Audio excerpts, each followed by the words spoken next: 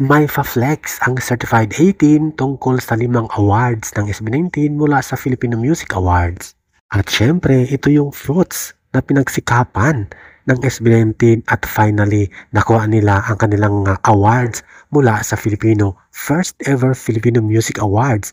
At ito rin ay inihandog nila sa 18 at mga fans na walang sawang sumusuporta sa kanila at syempre kay for Paulo Valenciano for passion at dedication sa pag-work nila working in Simula at Wakas EP at music album at concert. At ito rin ay malaking bagay at timing na timing dahil mag-celebrate ang SB19 ng 7th anniversary sa music industry sa Pilipinas. Meron silang 5 awards mula sa Filipino Music Awards at maraming salamat sa mga suporta.